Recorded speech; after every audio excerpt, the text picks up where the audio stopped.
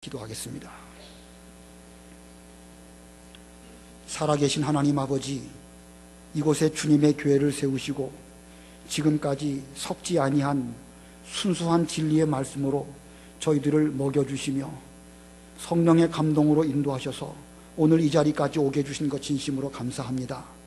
받은 바 은혜가 참으로 크고 깨달은 바 진리가 많이 있지만 이 시간 주께서 저희들에게 십자가를 질 수 있냐고 물어보신다고 하면 하나님 아버지, 저희들은 마음으로는 원하지만 우리의 육신이 부족해서 주께서 걸어가신 그 길을 감히 갈 수 있다고 말할 수 있는 형편이 못 되는 저희들의 이 현재의 형편을 이 시간 발견케 해주시고 주 앞에 회개케 해주시는 주님의 은혜를 진심으로 감사합니다. 오늘날까지 우리 주님께서 우리의 스승이 되시며 또 영적 지도자가 되셔서 이렇게 올바른 훈련을 많이 시켜주셨는데 저희들은 아직도 되지 못하고 깨닫지도 못하고 바른 길로 가지도 못하고 여전히 부족한 가운데 있음을 일깨워 주셨습니다. 하나님 아버지, 저희들이 먼저 예수님의 인격을 잘 담는 저희들이 다 되게 해 주시옵소서. 우리 주님께서는 진심으로 제자들을 사랑하셨고 또 그들의 장래를 멀리 바라보시며 기다려 주시며 위로해 주시며 참아 주시며 또 그들을 계속 권면해 주심으로 말미암아 마침내 제자다운 제자들이 다 되도록 이끌어 주신 주님, 저희들에게도 그와 똑같은 은혜를 입혀 주셨사오니 이제는 저희들이 좀 분발해서 깨어서 기도하는 저희들이 되게 해 주시옵시고 예수님의 가르치심과 그 제자 훈련을 잘 받아서 이제는 저희들도 주님을 위하여 십자가를 질 수 있는 그런 자리까지 다 나아갈 수 있는 저희 모두들이 다 되게 해 주시기를 간절히 원합니다. 그와 같은 심정으로 우리 교회에 속한 우리의 자녀들이나 우리의 후대들에게도 예수님의 정신을 본받아서 이 말씀을 잘 가르쳐주며 변질되지 아니한 진리를 잘 일깨워 줄 수 있는 모든 부모님들과 주일학교 선생님들과 또 교회의 여러 직분자들이 다 되도록 붙들어 주시기를 간절히 원합니다. 하나님 아버지, 이 르호보암 왕이 솔로몬을 아비로 두고 참으로 지혜로운 아비를 둔 왕이었지만 노인의 가르침을 받아들이지 아니하고 자기와 함께 자라난 젊은 소년들의 말을 듣다가 하나님의 나라가, 신앙의 뿌리를 아브라함에게 두고 있던 그 나라가 둘로 쪼개지는 이런 불행을 가지고 왔다고 배웠습니다. 하나님 아버지, 저희들도 좀 지혜로운 사람이 되게 해 주시옵시고 또 우리의 위의 어른들을 통하여 깨달은 바 된 이 진리를 잘 받고 또 그 말씀대로 준행함으로 하나님의 교회가 더욱 든든하게 세워져 나가게 해 주시옵시고 부족한 저희들일지라도 사랑하며 화목하며 예수님을 닮아 나아가며 그렇게 해서 우리 모두가 다 주님 안에서 하나가 되어지는 우리 교회가 되게 해주시기를 간절히 원합니다. 하나님 아버지, 세상은 이렇게 갈라지고 쪼개지는 이런 상황 가운데 있다 할지라도 분명 우리만큼은 정통신앙을 계승받고 올바른 믿음의 길을 잘 걸어가는 이 교회가 되도록 붙들어 주시옵시고 우리 한 사람 한 사람의 마음을 성령께서 감동시켜 주시기를 간절히 원합니다. 이미 우리에게 주신 진리의 말씀이 참으로 정통신앙이요 예수님께서 제자들에게 직접 전해주신 그 말씀을 저희들이 변질시키지 아니하고 성경대로 이렇게 믿고자 하오니 저희들에게 더욱 용기를 주시고 위로해 주시옵시고 힘을 내게 해 주시옵시고 여러 가지 어려운 일들을 계기로 삼아서 더욱 분발하여 새 출발할 수 있는 우리 모두들이 다 되게 해 주시옵소서. 이렇게 공각 공부하게 되었는데 하나님 아버지, 우리 주일학교 교사들에게 이 말씀을 먼저 잘 깨닫게 해 주시옵시고 이 영적 양식으로 삼게 해 주시옵시고 한 주간 동안 이 말씀을 잘 준비하여서 우리의 자녀들에게 살아있는 하나님의 말씀으로 잘 증거하는 모든 주님의 일꾼들이 되게 해 주시옵소서. 이 시간도 저희들을 진리 가운데로 인도해 주시기를 간절히 원하오며 예수님의 이름으로 기도드리옵나이다. 아멘.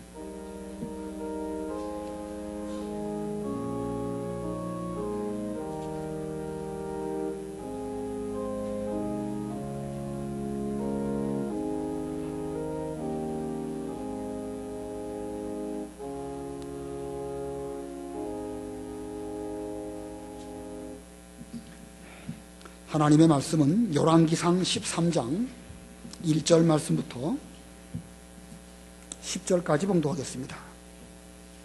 열왕기상 13장 1절, 바른 성경으로 구약성경 437페이지.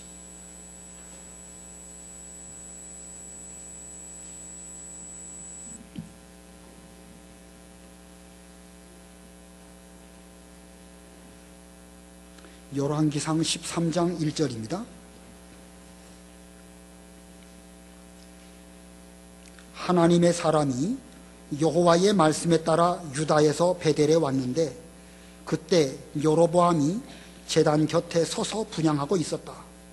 그가 제단을 향해 여호와의 말씀으로 외쳐 말하기를 제단아 제단아 여호와께서 이렇게 말씀하신다.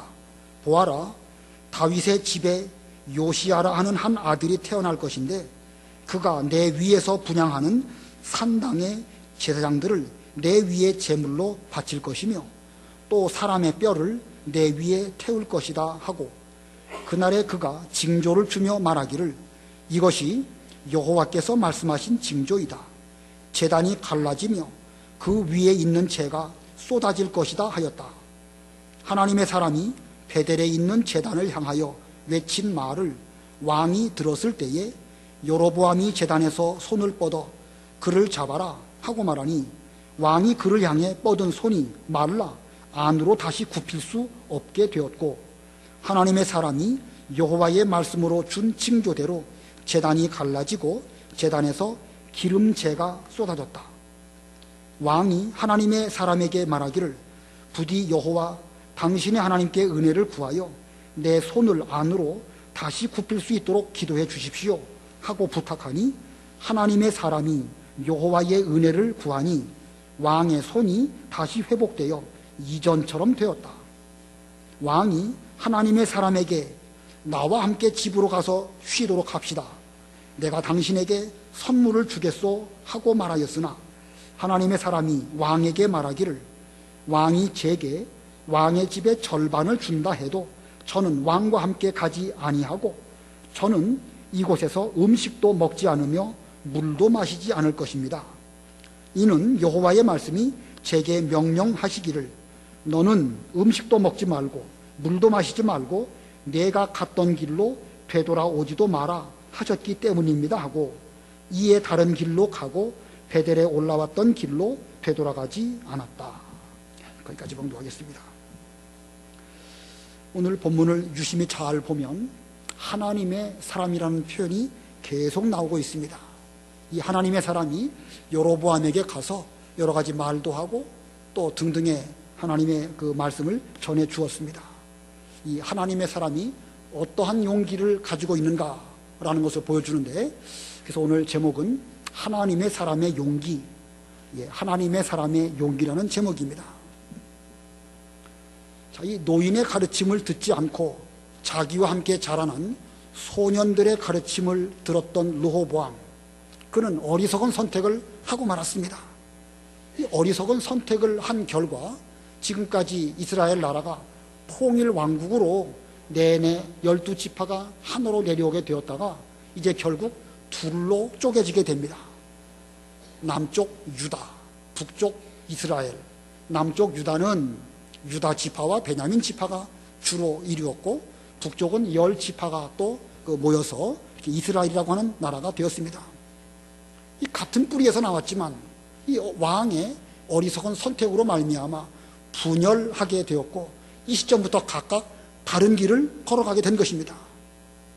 이제 남쪽은 솔로몬의 아들인 르호보암이 계속해서 왕이 되었지만 북쪽은 여로보암이라고 하는 또 다른 사람, 여로보암은 에브라임 지파 사람인데 그 여로보암이 왕이 되었고 그들의 걸어가는 길은 신앙적으로 각각 다른 길을 걸어가게 되었습니다.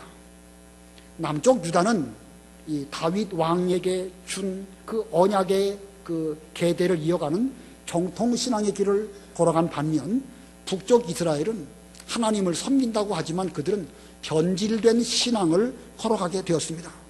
자, 유다는 청통 신앙이요, 북이스라엘은 변질된 신앙. 그들도 하나님을 섬기기는 섬깁니다. 그러나 변질된 신앙의 길을 걸어가고 말았던 것입니다. 요즘으로 말한다고 하면 지금도 우리 기독교가 참 다양한 교파가 많이 있습니다.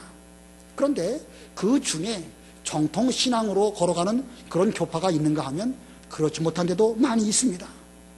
대표적인 변질된 신앙을 말하라고 하면 자유주의를 꼽을 수가 있습니다. 우리는 일반적으로 신신학이라고 말하는데 학문적인 표현으로 말하면 자유주의입니다. 그 자유주의 또는 인본주의, 자, 그 표현은 참 좋지요.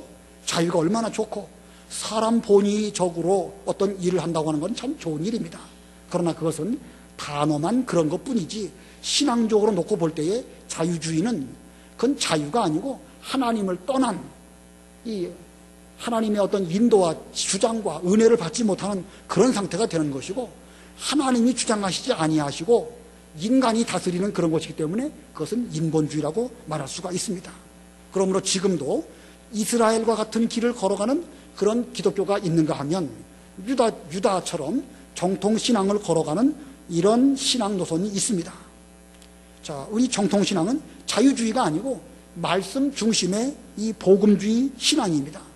인본주의가 아니고 하나님 중심의 그런 신앙의 길을 걸어가는 것, 이것이야말로 오늘날 우리가 걸어가야 할 그런 믿음의 길인 것입니다. 이 북이스라엘, 이 변질된 신앙으로 나아가게 되는데, 이 여로보암이 악하게 나아갈 때에 한 선지자가 등장합니다. 본문에 그의 이름도 없어요. 단지 그냥 하나님의 사람이라 이렇게만 말하고 있습니다. 우리 공과책에는 젊은 선지자라고 표현하고 있는데, 그래서 제가 이 13장 전체를 쭉 봤는데 젊은 선지자라는 표현은 없더라고요. 하나님의 사람이라는 표현만 있습니다. 그러나 이제 뒤에 가면 우리가 다음 주에 배우겠지만 늙은 선지자가 나오죠. 그 늙은 선지자에 비해서 상대적으로 젊은 사람이기 때문에 이 젊은 선지자라 이렇게 표현하고 있는데, 그러나 우리는 성경대로 하나님의 사람이라고만 표현하는 것이 더 좋을 것 같아가지고 오늘 제목을 하나님의 사람의 용기라 이렇게 했습니다. 자, 그는 유다에서부터 베델로 왔다고 말씀하고 있습니다. 1절 보면 하나님의 사람이 여호와의 말씀에 따라 유다에서 베델에 왔는데 그때 여로보암이 제단 곁에 서서 분향하고 있었다. 유다에서 베델로 왔다. 자, 그런데 어떻게 왔다고 그랬죠? 무엇을 따라? 여호와의 말씀을 따라왔다고 했습니다. 하나님의 사람이기 때문에 그는 여호와의 말씀을 따라서 유다에서부터 베델로 온 것입니다. 자, 그가 하나님의 사람이라 이렇게 불려지고 있는데, 하나님의 사람이라고 불려지려고 한다면 먼저는 여호와의 말씀을 따라서 그는 살아야 할 것입니다. 그 다음으로는 이 하나님의 사람이 되기 위해서는 유다에 있어야 하지 않을까 생각이 듭니다. 물론 이제 역사적으로 보면 북쪽 이스라엘에도 여러 선지자들이 있기는 있습니다. 그러나 원리적으로 놓고 볼 때에 하나님의 사람이라고 일컬어질 수 있는 사람이 되려면 그 분위기가, 신앙적인 분위기가 옳지 못한 북쪽 이스라엘에 있어서는 하나님의 사람으로 되기가 쉽지 않을 것이고, 또 여호와의 말씀을 제대로 지키기가 어려울 것입니다. 자, 하나님의 사람이 되기 위해서는 우리는 이 신앙 환경이 중요합니다. 여로보암이 통치하는 이스라엘, 우상도 섬기고 또 동시에 하나님도 섬기는 그런 분위기에서는 하나님의 사람이 나올 수가 없는 것입니다. 물론 유다에 산다고 해서 유다에 사는 사람 모두가 다 하나님의 사람이냐? 그건 아니죠. 먼저는 유다에 살아야 될 것이고, 그 다음에는 유다에 살면서도 말씀을 따라서 살아야 그는 하나님의 사람이라 이런 이름을 얻을 수가 있을 것입니다. 자, 하나님의 사람으로서 말씀을 따라 살 때에 그는 진정한 용기 있는 사람이 될 수 있었습니다. 용기라는 게 뭘까요? 뭐 힘이 세고 싸움을 잘하고 큰 소리 치고 앞뒤 안 가리고 나서고 그런 건 용기가 아닙니다. 진정한 용기는 나설 때와 물러설 때를 확실히 알고, 그리고 하나님의 말씀을 따라서 어떤 일들을 하는 사람이라고 한다면 그런 진정한 용기 있는 사람입니다. 왜냐하면 하나님의 말씀은 모든 지혜의 근본이기 때문에 말할 때에도 하나님의 말씀을 따라서 말하고, 말하지 아니할 때에도 하나님의 말씀에 따라서 말하지 않는다고 하면 그 사람은 진정한 하나님의 사람이 될 수 있습니다. 자, 그러고 보면 이 하나님의 말씀에 입각한 이런 생활을 하는 사람이야말로 진정으로 지혜 있는 사람이요, 진정으로 용기 있는 사람이고, 그런 사람은 왕 앞에 서서도 담대하게 말하는 것이고, 또 그 왕을 사랑해서 여러 가지 일도 할 수가 있습니다. 자, 그래서 순서적으로 놓고 볼 때에 우리가 용기 있는 하나님의 사람이 되기 위해서는 1차적으로 있어야 할 그 자리, 다시 말하면 유다 땅, 오늘날로 말한다고 하면 정통 신앙을 배우는 그런 교회와 그런 분위기에 머물러 있을 때에 그런 1차적으로 하나님의 사람이 될 수가 있고, 그 다음에 2차적으로는 그 안에 머물기만 한다고 해서 다 용기 있는 사람이 될 수는 없겠죠. 반드시 하나님의 말씀에 따라서 사는 그런 사람이 될 때에 그는 하나님의 사람이라 이렇게 할 수 있을 것입니다. 성경의 다니엘은 사자굴 앞에서도 그는 감사하며 기도하였습니다. 진정으로 용기 있는 사람이지요. 다니엘의 세 친구 7배나 뜨거운 풀무불 속에 들어가는 그런 위기 상황 속에서도 하나님의 말씀을 그는 양보하지 아니하고 금신상에 절하지 않았기 때문에 진정으로 용기 있는 그런 사람이 되었던 것입니다. 우리 주일학교 학생들이나 중고등부 학생들에게 이 하나님의 사람이라는 어떤 개념인가 이걸 잘 가르쳐주고 그렇게 해서 우리 자녀들이 진정으로 하나님의 사람이 될 뿐만 아니라 용기 있는 다니엘이나 그의 세 친구나 여기 본문에 나와 있는 이 선지자와 같은 이런 사람이 되어야 할 것입니다. 디모데 거기에 전서에 보면 바울이 디모데 보고 너 하나님의 사람아 이렇게 부르고 있죠. 너 하나님의 사람아. 우리 하나님께서 우리들에게 너 하나님의 사람아 이렇게 말씀하신다고 하면 정말 우리는 좋은 명예로운 이름을 얻게 된 것입니다. 우리 주일학교 학생들에게도 너는 하나님의 사람이다. 그렇기 때문에 너는 하나님의 말씀대로 순종함으로 인하여 너는 진정으로 용기 있는 사람이 되어서 왕 앞에서도 담대하게 말할 수 있는 그런 사람이 되어라. 잘 일깨워 주시면 좋겠습니다. 자, 오늘 본문에 이 하나님의 사람의 용기는 무엇이라고 말씀하고 있는가? 세 가지 용기를 말하고 있습니다. 그 중에 첫 번째는요, 여로보암의 죄를 책망함. 여로보암의 죄를 책망함. 거기 아까 1절 읽었지만 1절 하반절에 그때 여로보암이 제단 곁에 서서 분향하고 있었다. 베델에 있는 제단 곁에 서서 여로보암이 이 분향을 하고 있었습니다. 자, 이 여로보암의 죄가 뭐지요? 우리가 지난 시간에 배웠는데 수요일 날 배웠죠? 여로보암의 죄가 무엇일까? 북이스라엘에 있는 그 백성들이 예루살렘에 있는 성전에 가갖고 하나님께 예배 드리러 올라가는 것을 못 가도록 막았습니다. 뭐 그렇게 힘들게 예루살렘까지 올라갈 필요가 있느냐? 못 가도록 만들었습니다. 그 목표를 이루기 위해서 자기 왕권을 강화하고 자기 유익을 위해서 못 올라가게 할 뿐만 아니라 단과 베델 두 곳에 금송아지를 자기 임의대로 만들어 놓고 그 금송아지가 너희들을 애굽에서 인도한 여호와 하나님이다 이렇게 하였고, 그리고 자기 마음대로 제사장들을 세웠습니다. 레위 사람 아닌 보통 사람으로 제사장을 세웠고, 또 자기 마음대로 절기를 옮겨서 초막절 절기가 율법으로는 7월 15일이지만 그는 8월 15일로 한 달 뒤로 미루어서 그렇게 했습니다. 자, 그러고 보면 여로보암의 죄가 무엇이냐? 그는 성경 말씀대로 하지 아니하고 자기 마음대로 한 것입니다. 이게 죄입니다. 물론 죄의 정의를 말한다고 하면 하나님의 말씀을 어긴 것이나 순종함에 부족한 것이 죄다. 우리 요리문답에 그렇게 말하고 있죠. 그러나 좀 더 압축해서 말한다고 하면 성경 말씀에 맞지 않는 것은 그건 다 죄입니다. 여로보암은 자기 마음대로 금송아지 만들어 놓고 자기 마음대로 제사장도 세우고 자기 마음대로 절기도 옮기고 자기 마음대로 자기가 이 분향하는 이런 죄를 저지르고 있는 것입니다. 자, 이것이 하나님 중심, 말씀 중심이냐 자기 중심이냐 이 차이가 있는 것입니다. 뭐 어떻게 보면 레위 지파가 제사장이 하나님께 제사를 드리는 것이나 일반 왕이 제사를 드리는 것이나 인간적으로 볼 때는 그거나 같이 보일 수도 있습니다. 그러나 그것은 하나님을 떠난 것이고 말씀을 떠난 것이고 자기 중심적으로 되어버리기 때문에 이것이 가장 무서운 죄가 되는 것입니다. 이러한 여로보암의 죄를 하나님의 사람이 책망했습니다. 하나님의 사람이 책망했다. 이 용기 있는 일이죠. 그래서 2절 보면 그가 여기 하나님의 사람이 선지자가 제단을 향해 여호와의 말씀으로 외쳐 말하기를 제단아 제단아 여호와께서 이렇게 말씀하신다.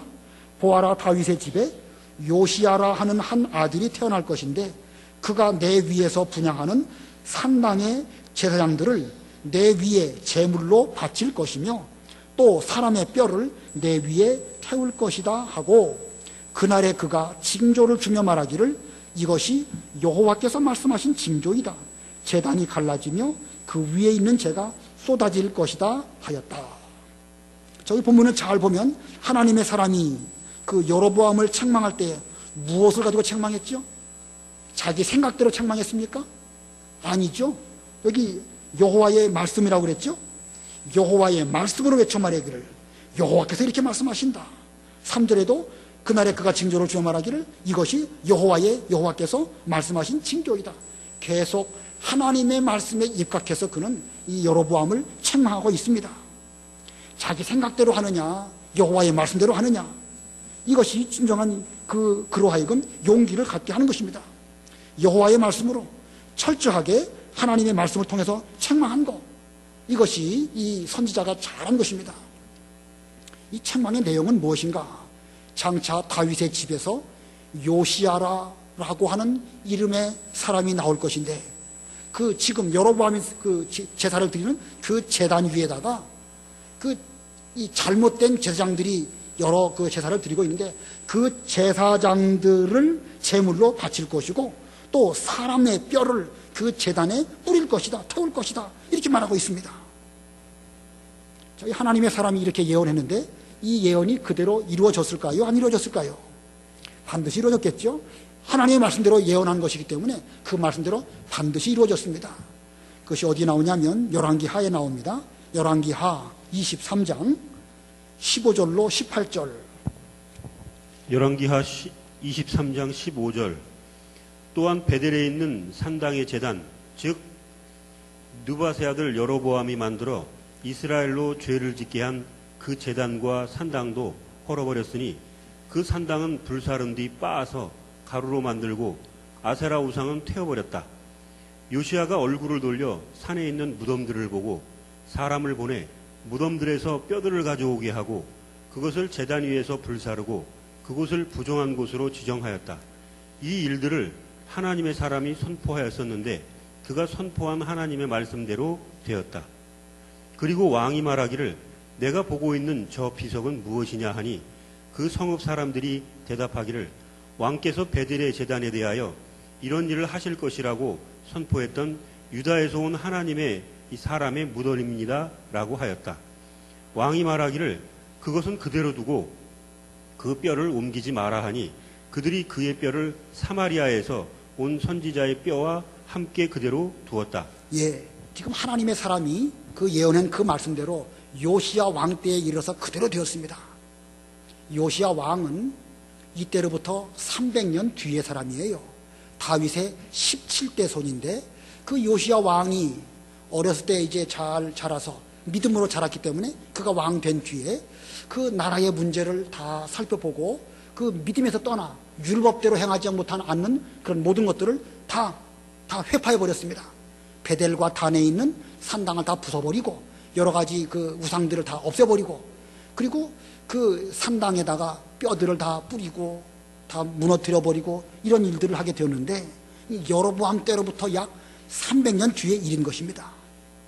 이거 보면 하나님의 사람이 하나님의 말씀대로 한 예언의 말씀이 비록 300년이라고 하는 긴 세월 속에서도 반드시 실현된다는 것입니다. 왜냐하면 그것은 사람의 말이 아니고 하나님의 말씀을 하나님의 사람이 외친 것이기 때문에 그렇습니다. 하나님의 말씀은 한마디도 땅에 떨어지지 아니하고 그대로 실현되는 것입니다. 왜냐하면 하나님의 말씀이기 때문에 그런 것입니다. 그러므로 우리도 어떤 말을 하려고 할 때에 이것이 하나님 말씀에 맞는 말인가 맞지 않는 말인가 우리 자신을 잘 살펴보고 말씀에 맞는 말은 우리가 할 수 있겠지만 말씀하고 일치하지 않는 말, 그러면 그것은 우리 입 바깥으로 나오지 않아야 되는 것입니다. 이쯤 되면 우리 입이 얼마나 조심해야 되는지 알 수 있겠죠? 우리는 말 조심해야 되는 것입니다. 하나님의 말씀이라고 이 성령의 감동이 되어질 때에 우리는 그런 말을 해야 되는 것이고, 또 말을 들을 때에도 이것이 사람의 말인지 하나님의 말씀인지 잘 선별해서 듣고 분별할 수 있는 그런 분별력을 우리는 가져야 되는 것입니다. 자, 이렇게 말한다면 그렇게 우리도 그렇게 말하고 또 그렇게 말을 잘 분별해서 들을 수 있다고 하면 우리 역시도 오늘날 용기 있는 사람이라고 말할 수 있을 것입니다. 왕 앞에서도 얼마든지 왕의 죄를 책망할 수 있는 그런 용기를 우리도 가질 수 있습니다. 성경에 보면 왕의 죄를 책망한 선지자들이 상당히 많이 나와요. 다윗 왕이 잘못했을 때에 나단 선지자가 가고 책망했죠. 이 다윗 왕은 그 선지자의 말을 잘 듣고 회개했기 때문에 참 그 좋은 열매를 맺히게 되었습니다. 헤롯 왕이 자기 동생의 아내를 취하는 그런 음란 죄를 지었을 때에 세례 요한이 가가지고 그 죄를 책망했습니다. 결국 세례 요한은 목베임을 당하고 죽었지만 그는 진정으로 용기 있는 하나님의 사람이 된 것입니다. 우리는 하나님의 사람으로서 죄를 책망할 수 있어야 되는 것입니다. 그런데 만만한 사람에게 대해서만 죄를 책망할 것이 아니고 우리는 좀 왕이든지 아니면 말하기 어려운 그런 대상이라 할지라도 하나님의 말씀이라고 한다면 여로보암이든지 아니면 느부갓네살 왕이라 할지라도 담대하게 하나님의 말씀을 따라서 책망할 수 있는 그런 우리가 된다고 하면 우리도 오늘날 선지자요 하나님의 사람이라는 이런 이름을 우리도 부를 수 있을 것입니다. 생명 내놓고 말할 수 있는 그런 용기, 이런 용기를 갖도록 여러분도 노력하시고 또 우리 주일학교 학생들에게도 잘 가르쳐서 진정한 용기를 소유하는 그런 우리 학생들이 되도록 그렇게 해주시면 좋겠습니다. 그다음에 두 번째, 하나님의 사람의 용기는 무엇일까? 두 번째, 여로보암을 위해 기도함. 여로보암을 위하여 기도함. 이 하나님의 사람이 여로보암에게 책망을 하면서 이 자신의 말대로 그대로 이루어질 것이라고 징조를 말하면서 제단이 갈라지고 제단 위의 재가 여로보암에게 쏟아질 것이라 이렇게 3절에서 말했습니다. 이런 하나님의 사람의 말을 들을 때 여로보암이 손을 내밀면서 그를 잡아라 라고 말했습니다. 4절 보겠습니다. 4절, 하나님의 사람이 베델에 있는 제단을 향하여 외친 말을 왕이 들었을 때에, 여로보암 왕이 들었을 때에 여로보암이 제단에서 손을 뻗어 그를 잡아라 하고 말하니 왕이 그를 향해 뻗은 손이 말라 안으로 다시 굽힐 수 없게 되었고 하나님의 사람이 여호와의 말씀으로 준 징조대로 제단이 갈라지고 제단에서 기름재가 쏟아졌다. 이 하나님의 사람이나 우리나 육신적으로 보면 다를 바가 없지요. 그러나 그가 하나님의 말씀을 의지해서 이 말씀을 말할 때에 그대로 그 징조가 나타나서 제단이 쪼개지고 제단 위에 있는 그 기름재가 쏟아져 내려오는 이런 상태가 되었습니다. 여로보암은 그 하나님의 사람을 향하여 손을 내밀었지만 그 내밀은 손이 걷어지지도 않고 제단은 쏟아지는 가운데 있으니 이거 아주 어렵고 난처한 이런 상황을 그가 만나게 된 것입니다. 자, 이 여로보암과 앞에 우리 르호보암을 말했는데 여로보암과 르호보암의 차이가 여기에 있습니다. 르호보암은 선지자의 말을 들었습니까? 안 들었습니까? 들었죠? 그 몇 절에 나오냐면요. 열왕기상 12장 22절부터 24절까지 한번 읽어보세요. 열왕기상 12장 22절. 하나님의 말씀이 하나님의 사람 스마야에게 임하여 이르시되 솔로몬의 아들 유다왕 르호보암과 유다와 베냐민의 온 족속과 나머지 백성에게 이렇게 말하여라. 여호와께서 이렇게 말씀하신다. 너희는 올라가서 너희 형제 이스라엘 자손들과 싸우지 말고 각자 자기 집으로 돌아가라. 이는 이 일이 내게서 나왔기 때문이다 하심으로 그들이 여호와의 말씀에 순종하여 그 말씀대로 되돌아갔다. 예, 이 남쪽 유다의 르호보암이나 또 유다나 그 베냐민 지파 사람들은 스마야라고 하는 선지자가 와가지고 싸우지 말아라. 북쪽 이스라엘은 바로 너희들의 형제가 아니냐. 이 나라가 둘로 갈라지는 이런 일들은 궁극적으로 보면 하나님으로 말미암아 이루어진 것이니까 너희들은 이 일로 더 이상 싸우지 말아라. 이렇게 말씀하셨습니다. 지금 사실 따지고 보면 북쪽 이스라엘이 배반하고 떠나간 것이거든요.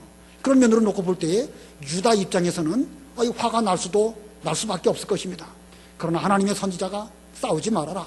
그들은 너희들의 형제이니 이 일로 더 이상 싸우지 말아라. 이렇게 말씀하셨을 때에 그들은 여호와의 말씀에 순종하여 그 말씀대로 되돌아갔다.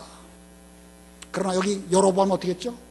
하나님의 선지자가 와가지고 이 제단이 쪼개지고 또 여러 가지 징조를 보여줄 그때에 저를 잡아라 라고 손가락질을 하면서 그 말을 받아들이지 않았던 것입니다. 이것이 근본적인 차이예요. 유다와 이스라엘 정통신앙을 지키는 그런 그 신앙과 변질된 신앙의 길을 걸어가는 사람의 차이가 바로 여기에 있는 것입니다. 자, 하나님께서는 여로보암이나 혹은 말씀대로 행하지 않는 자들을 심판하기 이전에 어느 정도 징조를 보여주십니다. 이 뻗은 손이 굽혀지지 않는 이런 징조도 있고 제단이 갈라져서 기름재가 쏟아지는 이런 징조도 있는 것입니다. 자, 그런데 이런 징조가 나타날 때 깨닫는다고 하면 하나님의 진노로 피할 수가 있습니다. 그러나 진노가 있음에도 불구하고 계속 자기 생각대로 나아가고 하나님 말씀을 버리고 나아간다고 하면 그때는 징조가 아니고 이제 무서운 진노가 그들에게 임하게 되는 것입니다. 그러므로 우리는 징조가 나타나게 될 때에 즉시 깨닫고 회개해야 됩니다. 우리 사람 몸에도 좀 몸이 뭔가 건강에 문제가 있으면 뭐 오한이 난다든지 열이 난다든지 징조가 있습니다. 그런 징조가 있을 때에 즉시 가갖고 잘 진찰해서 올바로 진찰만 한다고 하면 쉽게 그 병을 고칠 수 있습니다. 그런데 그런 징조가 있음에도 불구하고 그냥 방관적으로 나아간다고 하면 작은 병도 키울 수밖에 없을 것입니다. 마찬가지로 하나님의 뜻이 우리에게 이루어지기 이전에 먼저 징조를 보여주십니다. 마태복음 24장에 여러 징조를 말씀하였죠. 처처에 기근과 지진이 있고 난리와 난리의 소문이 나고 여러 가지 징조를 말씀하셨습니다. 그런 징조가 있을 때 이제는 믿음을 준비해야 될 때다. 그래가지고 기름 준비를 잘하는 이런 사람이 된다고 하면 슬기로운 그런 다섯처녀가 될 수 있지만 깨어있지 않고 아무리 징조를 보여주어도 준비하지 않는다고 하면 그런 어리석은 사람이 될 수가 있을 것입니다. 자, 그러면 오늘 본문의 여로보암이 이 같은 징조를 보고 어떻게 했는가? 그는 회개하고 돌이켰는가? 6절 보면 왕이 하나님의 사람에게 말하기를 부디 여호와 당신의 하나님께 은혜를 구하여 내 손을 안으로 다시 굽힐 수 있도록 기도해 주시오 하고 부탁하니 하나님의 사람이 여호와의 은혜를 구하니 왕의 손이 다시 회복되어 이전처럼 되었다. 자, 여기 6절을 볼 때에 여로보암이 하나님 앞에서 회개한 것일까요? 회개하지 않은 것일까요?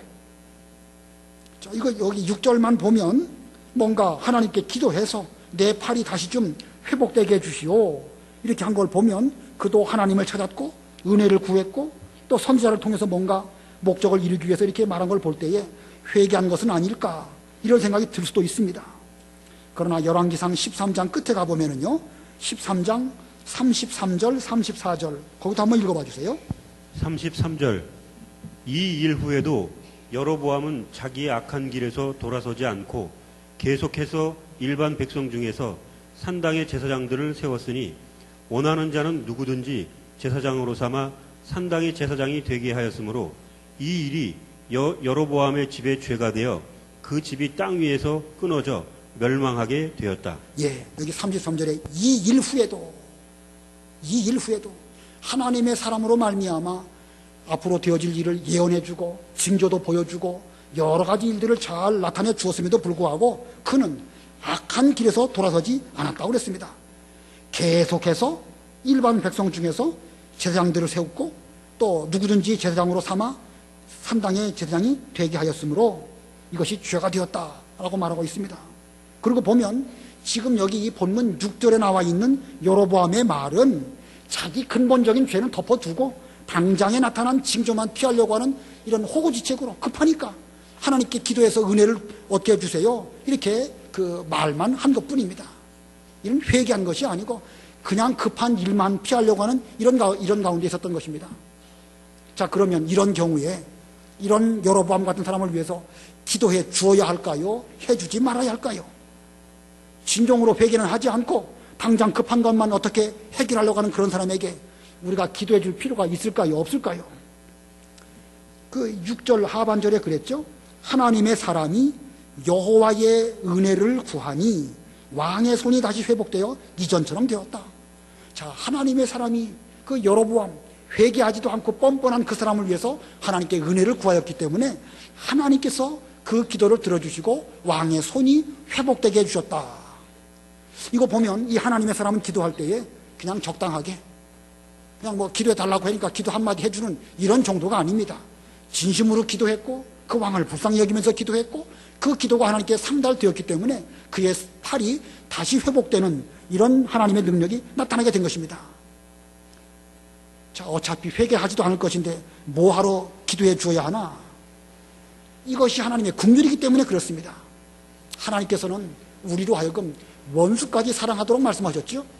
마태복음 5장에 보면 원수를 사랑하며 너희를 핍박하는 자를 위하여 기도하라 이렇게 말씀하였습니다. 로마서 12장에 보면 사도 바울은 너희를 핍박하는 자를 축복하고 저주하지 말라 이렇게 말씀하셨습니다. 애굽의 바로왕에게 10가지 재앙이 내렸는데 한 번에 딱 끝장을 내버리시지 왜 10번씩이나 재앙을 내려가지고 애굽 사람들도 피곤하고 이스라엘 백성들도 속히 출애굽하지 못하도록 시간이 오래도록 걸리게 하셨을까? 하나님께서는 애굽의 재앙을 내리시지만 그들도 어느 면에서 보면 불쌍히 여기셔서 회개할 기회를 주시기 위해서 10번씩이나 참아주신 것으로 해석할 수가 있는 것입니다. 이런 면들을 놓고 볼 때에 이 하나님의 사람이 여로보암에게 위해서 기도해 준 것, 이것이야말로 하나님의 긍휼을 나타낸, 상대방을 불쌍히 여기는 이런 심정으로 기도해 주신 것입니다. 그리고 보면 이 두 번째 용기, 여로보암을 위해서 기도해 준 이것은 첫 번째 죄를 책망한 그 용기보다 더 큰 용기라고 말할 수가 있습니다. 원수까지도 사랑하는 가운데에서 그를 위해서 진심으로 하나님께 기도해 준 이런 하나님의 사람의 용기야말로 첫 번째 용기보다 더 큰 용기가 아닐 수가 없습니다. 그러나 순서적으로 본다고 하면 사랑해 주는 것보다 먼저 죄를 책망하는 게 먼저겠죠. 그의 죄를 책망하고 그리고 그가 어느 정도 회개하게 될 때에 그를 불쌍히 여겨주면서 기도해 주는 것, 이게 중요한 것입니다. 그러나 또 죄를 책망하는 것이 먼저라고 해서 사랑 없이 책망만 한다고 하면 오전에 제가 말씀드린 것처럼 그 예수님의 마음, 예수님의 인격하고는 맞지가 않습니다. 이 진정한 용기라는 것은 사랑 안에서 책망도 하고 책망하면서도 사랑하는 이런 것이 되어질 때에 이 용기가 진정한 용기라고 할 수가 있을 것입니다. 그 다음에 세 번째로 하나님의 사람의 용기의 세 번째는 여로보암의 청을 거절한 것입니다. 여로보암의 청을 거절함. 다시 말하면 끝까지 하나님의 말씀을 따라가기 위하여 왕의 요청이라 할지라도 끊어버린 것이 이게 진정한 용기인 것입니다. 7절에 왕이 하나님의 사람에게 나와 함께 집으로 가서 쉬도록 합시다. 내가 당신에게 선물을 주겠소 하고 말하였으나, 자기가 이 기도에서 팔을 고쳐주기도 했고 또 왕이니까 얼마든지 왕에게 적당한 선물을 받는다고 해서 그게 잘못된 거라고 말할 수 없을 것입니다. 왕과 함께 가서 좀 쉬기도 하고 적절한 선물도 받는다고 하면 왕은 왕대로 좋고 하나님의 사람은 하나님의 사람대로 좋을 수 있을 것입니다. 그러나 문제는 무엇이냐면 하나님의 말씀이 무엇이냐, 하나님께서는 뭐라고 지시하셨느냐, 그게 중요한 것입니다. 오늘 8절 9절 우리 다 같이 읽겠습니다. 시작. 하나님의 사람이 왕에게 말하기를 왕이 제게 왕의 집에 절반을 준다 해도 저는 왕과 함께 가지 아니하고 저는 이곳에서 음식도 먹지 않으며 물도 마시지 않을 것입니다. 이는 여호와의 말씀이 제게 명령하시기를 너는 음식도 먹지 말고 물도 마시지 말고 내가 갔던 길로 되돌아오지도 마라 하셨기 때문입니다 하고, 왕의 집에 절반을 준다고 해도 안 되는 것은 안 되는 것입니다. 음식은 고사하고 물도 마시지 않는 것이 하나님의 말씀이기 때문에 그 말씀대로 순종하기 위해서 나는 절대 왕과 함께 가서 쉬거나 선물을 받을 수 없습니다. 하나님의 말씀에 선물을 받지 말라고 하신 말씀은 없었지요? 여기 표현상을 보면 그렇습니다. 그러나 이 음식도 먹지 말고 물도 마시지 말라 하신 말 속에는 그 어떤 교제, 어떤 인간적인 관계 이런 거를 맺지 말라고 하신 것입니다. 하나님이 왜 그러셨을까요? 가까이 해서 그 사람에게 하나님을 잘 가르쳐 준다든가 여러 가지 지도를 잘 해주면 선지자의 역할도 잘 할 수 있는 것이고, 그렇게 해서 여로보암이 좋아지게 되면 그것으로 얼마나 좋은 열매를 맺을 수 있겠습니까? 근데 왜 하나님께서는 이 선지자에게 음식도 먹지 말고 물도 마시지 말라고 말씀하셨을까? 성경에는 정확하게 표현하고 있지 않으니까 알 수가 없지요.